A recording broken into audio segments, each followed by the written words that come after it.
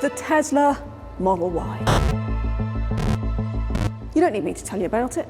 You've probably got one, or if you haven't got one, your friend has, because this, well, it's the best-selling electric car in the UK and in the whole world in 2024. Oh, and in 2023, and in 2022.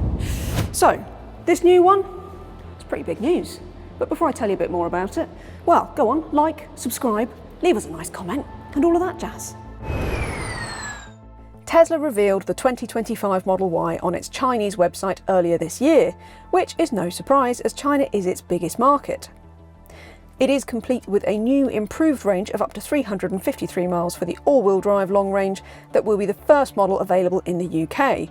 That is an improvement of around 20 miles on the outgoing model, by the way. It's a facelift rather than a new car, so we're talking about the same platform, but it gets updates to the styling, tech, interior and dynamics, and we should see it in UK showrooms by spring 2025. So, the updates for the Model Y, all about aerodynamics and efficiency, and you will notice very streamlined headlights. They look really smart, I think. Lower splitter at the front here, so that the air goes up over the car, makes it even more efficient. And I mean, the Model Y, pretty efficient by the standards of big electric family SUVs. New wheels, these again, you'll be surprised, more aerodynamic, more efficient.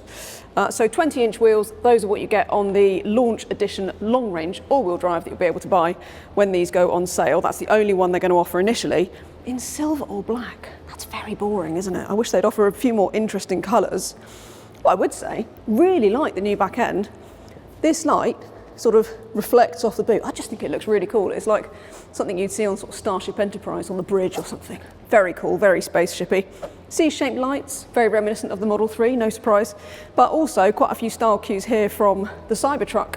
So I think it looks pretty smart.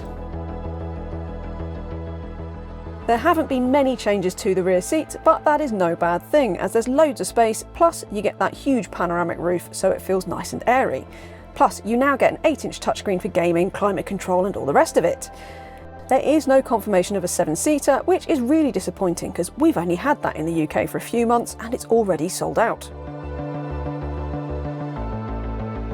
So, as you can see, the Model Y does still have a boot, and it's quite big.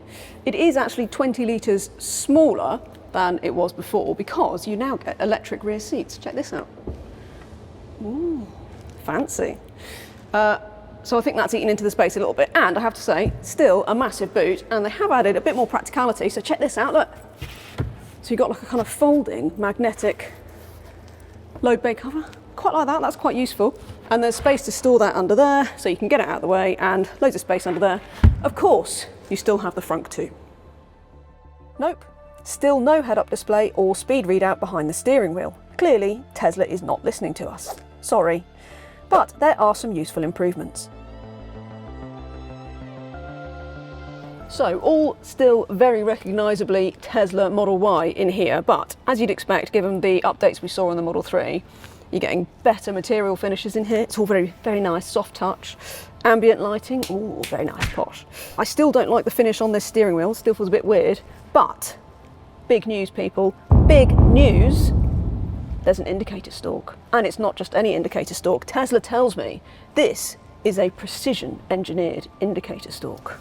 Yeah, I think that is quite big news for a lot of people because I suspect Tesla had quite a bit of feedback saying that people didn't like the indicator buttons on the Tesla Model 3 that came out beginning of last year in the UK, and I suspect that that is why there is a stalk on the Model Y. I say I suspect because Tesla will not confirm that that's why they've got an indicator stalk on the Model Y.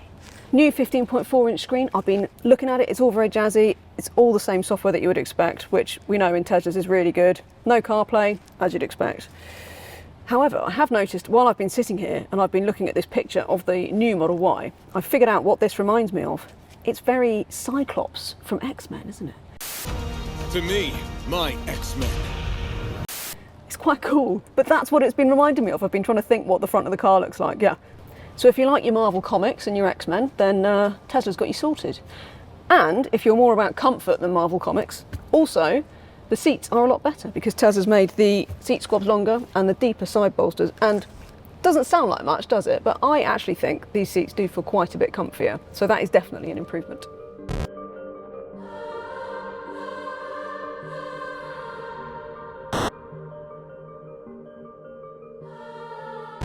But what about the range and charging, I hear you cry? Well, we have already mentioned that the Model Y will arrive in the UK first as the all-wheel drive long range with a 353 mile range, and that is with a healthy performance of 0 to 62 in 4.3 seconds.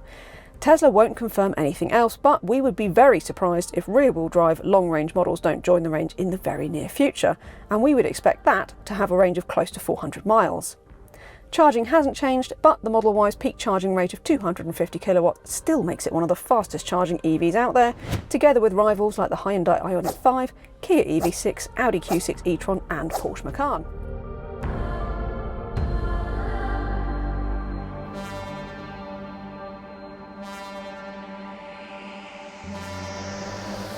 So, we're going to assume that it is more comfortable. We won't know for sure, of course, until we've driven it. So do watch this space on that Electrifying YouTube channel for when we drive it very soon.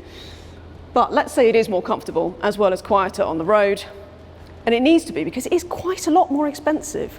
So in the all-wheel drive long-range launch edition that you're going to be able to get in March when this goes on sale, it's £61,000. That is a price jump of 9 grand over the outgoing long-range all-wheel drive Model Y, which is only 20 miles shorter range. So I think that's asking quite a lot, despite what are, no doubt, some pretty good updates. So anyway, we'll have to see if it can really justify that price. And I would also say that we need to see what the monthly prices are going to be, because one of the reasons the Model Y has been so successful is because it's been really affordable on monthly PCP. So that's going to be a clincher as well. So if that all comes together, if the monthlies are good, and if maybe the list prices become a bit more reasonable when Tesla introduces the standard range car and maybe not the launch edition trims, well, then after that, I don't doubt that this will remain the best-selling electric car.